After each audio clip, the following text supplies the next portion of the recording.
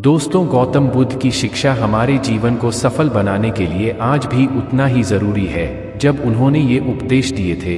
आज की कहानी में गौतम बुद्ध एक गांव में बैठकर उस छोटे से गांव के ग्रामीणों को उपदेश दे रहे थे। उस साधारण गांव में जहां गौतम बुद्ध बैठे थे, एक ग्रामीण ने पूछा, हम इतने गरीब क्यों हैं? बुद्ध ने अपनी प्रतिक्रिया कवि नामक एक मेहनती किसान की कहानी से शुरू की। कड़ी मेहनत करने के बावजूद कवि को एक संकट का सामना करना पड़ा। उन्होंने पास की उपजाऊ भूमि की उपेक्षा करते हुए बंजर मिट्टी में बीज बोए। बुद्ध ने बताया कि गरीबी का पहला कारण भीतर की संभावनाओं को नजरअंदाज करना है। जैसे कि कवि ने उपजाऊ मिट्टी की उपेक्षा की, अप्रयुक्त अवसरों का एक रूपक जो गांव को गरीबी से ऊपर उठा सकता है। बुद्ध ने अपनी कथा जारी रखते हुए इस बात पर जोर दिया कि जैसे कवि उपजाऊ मिट्टी को पहचानने में असफल रहे, वैसे ही ग्रामीण अक्सर अपने समुदाय के संसाधनों को नजरअंदाज कर देते हैं। उन्होंने व्यक्तियों में प्रसुप्त प्रतिभाओं और कौशलों के बारे में बात की जो पोषित होने और उपयोग किए जाने की प्रतीक्षा कर रहे हैं। उनकी गरीबी का दूसरा कारण, जैसा कि बुद्ध ने बताया, प्रत्येक ग्रामीण के भीतर मौजूद अप्रयुक्त क्षमता थी। उन्होंने उनसे इन प्रतिभाओं को पहचानने और विकसित करने का आग्रह किया, क्योंकि यह उनके कौशल की सामूहिक ताकत थी जो उनके गांव की किस्मत बदल सकती थी। दृष्टांत पर आधारित बुद्ध ने गांव से होकर बहने वाली एक नदी की कहानी के साथ उनकी गरीबी का तीसरा कारण बताया। उन्होंने बताया कि कैसे नदी की प्रचुरता के बावजूद ग्रामीण सिंचाई और समृद्धि के लिए इसकी शक्ति का उपयोग करने में विफल रहे। जिस तरह अप्रयुक्त नदी एक बर्बाद संसाधन का प्रतिनिधित्व करती है, बुद्ध ने बताया, ग्रामीणों ने सहयोग और साझा प्रयासों के लिए आवश्यक अवसरों की अनदेखी की। तीसरा कारण, उन्होंने जोर देकर कहा, सामूहिक शक्तियों का सहयोग करने और उनका दोहन करने में उनकी असमर्थता, बिल्कुल उनके बगल में चुपचाप बहने वाली अप्रयुक्त नदी की तरह। जैसे ही ग्रामीणों ने बुद्ध की शिक्षाओं को आत्मसात किया, उन्होंने सोमा नाम के एक बुनकर की कहानी के साथ चौथा कारण उजागर किया। सोमा ने लगन से जटिल पैटर्न बनाए, लेकिन बाजार में जागरूकता की कमी के कारण उन्हें अपनी कृतियों को बेचने में संघर्ष करना पड़ा। बुद्ध ने इसकी तुलना ग्रामीणों के बाहरी बाजारों और व्यापार तक सीमित पहुंच से की। उन्होंने इस बात पर जोर दिया कि उनकी गरीबी का चौथा कारण उनके समुदाय की द्वीपीय प्रकृति थी। अपने क्षितिज का विस्तार करके और अपने गांव की सीमाओं से परे व्यापार में संलग्न होकर वे गरीबी की सीमाओं से मुक्त हो सकते हैं। जैसे सोमा को अपनी सुंदर रचनाओं के लिए व्यापक दर्शकों तक पहुंचने की आवश्यकता थी। अपनी अंतर्दृष्टिपूर्ण कहानियों के साथ जारी रखते हुए बुद्ध ने पांचवें कारण की खोज की, गांव की गरीबी। उन्होंने एक कुशल कुम्हार रवि की कहानी साझा की जो उत्कृष्ट मिट्टी के बर्तन बनाता था, लेकिन संघर्ष करता था क्योंकि ग्रामीण नए तरीकों को अपनाने में झिझकते थे। एक समानांतर रेखा खींचते हुए बुद्ध ने पांचवें कारण पर प्रकाश डाला, परिवर्तन का प्रतिरोध। उन्होंने ग्रामीणों से नवाचार को अपनाने का आग्रह किया। जैसे रवि को मिट्टी के बर्तनों में आधुनिक तकनीकों को अपनाने के लिए समुदाय के समर्थन की आवश्यकता थी। उन्होंने दावा किया कि परिवर्तन को अपनाने से पूरे गांव के लिए प्रगति और समृद्धि के द्वार खुलेंगे। अपनी शिक्षाओं के साथ आगे बढ़ते हुए बुद्ध ने आनंद नाम के एक दयालु किसान की कहानी सुनाई, जिसने उदारतापूर्वक अपनी फसल जरूरतमंद लोगों के साथ साझा की। उनकी दयालुता के बावजूद आनंद को गांव के भीतर संसाधन वितरण के लिए व्यवस्थित दृष्टिकोण की कमी के कारण चुनौतियों का सामना करना पड़ा। बुद्ध ने बताया कि उनकी गरीबी का छठा कारण न्यायसंगत संसाधन आवंटन के लिए एक संरचित प्रणाली का अभाव था। उन्होंने ग्रामीणों को सांप्रदायिक जिम्मेदारी की भावना विकसित करने के लिए प्रोत्साहित किया, यह सुनिश्चित करते हुए कि संसाधनों को अधिक व्यवस्थित रूप से साझा किया गया। जैसे कि आनंद ने अपनी फसल को साझा करने का निस्वार्थ कार्य किया था। बुद्ध ने अपने निरंतर मार्गदर्शन में माला नामक एक मेहनती बड़ी की कहानी साझा की। माला ने मजबूत और विश्वसनीय उपकरण तैयार किए, लेकिन सामुदायिक कार्यशाला की अनुपस्थिति के कारण कठिनाइयों का सामना करना पड़ा, जहां ग्रामीण सामूहिक रूप से अपने उपकरणों का रखरखाव और सुधार कर सके। इस कहानी से गांव की गरीबी का सातवां कारण पता चला, साझा बुनियादी ढांचे और सहयोगी स्थानों की कमी। बुद्ध ने ग्रामीणों से सांप्रदायिक सुविधाएं स्थापित करने का आग्रह किया, एक ऐसे वातावरण को बढ़ावा दिया जहां कौशल को सामूहिक रूप से निखारा जा सके, जैसे माला के उपकरण साझा देखभाल और सुधार से लाभान्वित हुए। अपनी शिक्षाओं के आधार पर बुद्ध ने करुणा नामक एक साधन संपन्न चिकित्सक की कहानी सुनाई।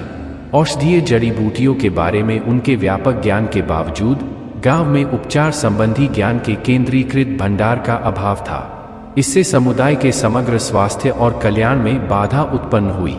8वां कारण बुद्ध ने स्पष्ट किया, स्वास्थ्य देखभाल के लिए एक सामूहिक ज्ञान केंद्र की अनुपस्थिति थी।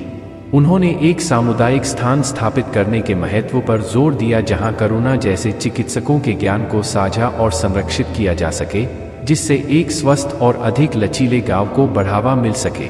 अपने प्रवचन को जारी रखते हुए बुद्ध ने धम्म नाम के एक बुद्धिमान बुजुर्ग की कहानी साझा की, जिनके पास गहन अंतर्दृष्टि थी शासन और संघर्ष समाधान। धम्म के ज्ञान के बावजूद गांव विवादों से जूझ रहा था और निष्पक्ष शासन के लिए एक संरचित प्रणाली का अभाव था। उनकी गरीबी का 9वां कारण बुद्ध ने बताया, प्रभावी नेतृत्व और निष्पक्ष शासन ढांचे की कमी थी।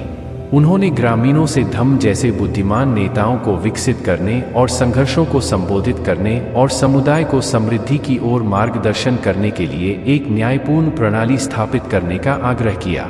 बुद्ध ने एक कुशल शिक्षक वासु की कहानी के माध्यम से 10वां कारण बताया, जिन्होंने गांव के बच्चों को बहुमूल्य ज्ञान प्रदान किया। हालांकि सीखने की निरंतरता सुनिश्चित करने के लिए कोई संगठित शैक्षिक प्रणाली नहीं थी। बुद्ध ने जिस 10वें कारण पर जोर दिया वह एक औपचारिक शिक्षा प्रणाली की कमी थी। उन्होंने ग्रामीणों को अपने युवाओं की शिक्षा में निवेश करने, प्रत्येक बच्चे के भीतर की क्षमता को पोषित करने के लिए संरचित शिक्षण वातावरण स्थापित करने के लिए प्रोत्साहित किया, ठीक उसी तरह जैसे वासु की शिक्षाओं ने गांव के बच्चों के दिमाग को समृद्ध किया। बुद्धिमान कथा सुमित्रा नामक एक साधन संपन्न कारीगर की कहानी के साथ जारी रही। अपनी प्रतिभा के बावजूद सुमित्रा को अपने शिल्प के विपणन में चुनौतियों का सामना करना पड़ा, क्योंकि गांव में बाजार का अभाव था जहां कारीगर अपनी कृतियों का प्रदर्शन और बिक्री कर सके। 11वां कारण बुद्ध ने बताया, स्थानीय उत्पादों के लिए एक जीवंत बाजार का अभाव था। उन्होंने ग्रामीणों से एक सांप्रदायिक बाजार स्थापित करने का आग्रह किया, जिससे सुमित्रा जैसे कारीगरों को फलने फूलने और पूरे समुदाय की आर्थिक भलाई में योगदान करने के लिए एक मंच प्रदान किया जा सके। बुद्ध ने मेट्टा नाम के एक दयालु बुजुर्ग की कहानी सुनाते हुए 12वें कारण को आगे बढ़ाया। मेट्टा ने अपना समय प्रतिकूल परिस्थितियों का सामना करने वाले लोगों का समर्थन करने के लिए समर्पित किया। फिर भी गांव में सामाजिक कल्याण के लिए एक संरचित प्रणाली का अभाव था। बुद्ध ने बताया कि उनकी गरीबी का 12वां कारण एक मजबूत सामाजिक कल्याण ढांचे का अभाव था। उन्होंने ग्रामीणों को करुणा विकसित करने और जरूरतमंद लोगों को सहायता प्रदान करने के लिए संगठित तंत्र स्थापित करने के लिए प्रोत्साहित किया, जिससे एक अधिक सहायक और लचीला समुदाय विकसित हो सके। अपनी शिक्षाओं को जारी रखते हुए बुद्ध ने सिद्धार्थ नामक एक कुशल वास्तुकार की कहानी साझा की, जिन्होंने भव्य संरचनाओं की कल्पना की थी, लेकिन उन्हें चुनौतियों का सामना करना पड़ा।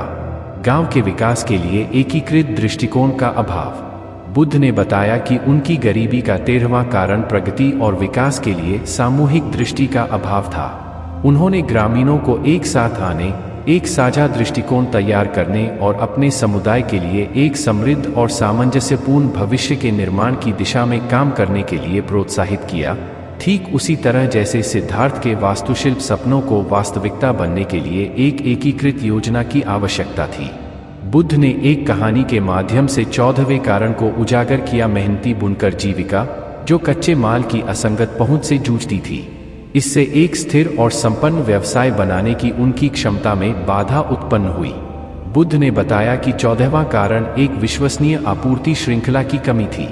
उन्होंने ग्रामीणों से आवश्यक संसाधनों की खरीद और वितरण के लिए संगठित प्रणाली स्थापित करने का आग्रह किया, जिससे स्थानीय व्यवसायों के लिए स्थिरता और विकास सुनिश्चित हो सके, जैसे सामग्री तक निरंतर पहुंच के साथ जीविका की बुनाई फल फूल सकती है। अपनी शिक्षाओं को समाप्त करते हुए बुद्ध ने एक दूरदर्शी बुजुर्ग की कहानी साझा की, अनंत, जिन्होंने नवीकरणीय ऊर्जा स्रोतों की क्षमता को पहचाना लेकिन बदलाव को अपनाने के अनिच्छुक लोगों के विरोध का सामना करना पड़ा। बुद्ध ने बताया कि उनकी गरीबी का 15वां कारण टिकाऊ प्रथाओं को अपनाने और प्राकृतिक संसाधनों का दोहन करने की अनिच्छा थी। उन्होंने ग्रामीणों से पर्यावरण अनुकूल समाधान अपनाने और पर्यावरण के साथ सामंजस्यपूर्ण संबंध विकसित करने का आग्रह किया, एक ऐसे भविष्य की कल्पना की जहां समृद्धि पारिस्थितिक संतुलन के साथ सहअस्तित्व में हो, जो कि टिकाऊ जीवन के लिए अनंत के दृष्टिकोण की तरह है। जैसे ही ग्रामीणों ने बुद्ध के ज्ञान को आत्मसात किया, उन्होंने सामूहिक जिम्मेदारी पर जोर दिया। इन 15 कारणों पर ध्यान दें। एकता और सक्रिय जुड़ाव को प्रोत्साहित करते हुए बुद्ध ने एक ऐसे गांव की कल्पना की जो परिवर्तन को अपनाए, अपनी प्रतिभाओं को पोषित करे और एक समृद्ध और सामंजस्यपूर्ण समुदाय के निर्माण के लिए मिलकर काम करे। इन शिक्षाओं के साथ गौतम बुद्ध ने गांव के लिए एक परिवर्तनकारी यात्रा को प्रेरित करने, अपने निवासियों को एक ऐसे भविष्य की ओर मार्गदर्शन करने की आशा की जहां साझा प्रयासों और प्रबुद्ध दृष्टिकोणों के माध्यम से गरीबी को बहुतायत से प्रतिस्थापित किया जा सके। अंत में आपको गौतम बुद्ध की यह कहानी कैसी लगी कमेंट कर जरूर बताएं। साथ ही इस वीडियो को लाइक कर चैनल को भी सब्सक्राइब कर दीजिए। धन्यवाद।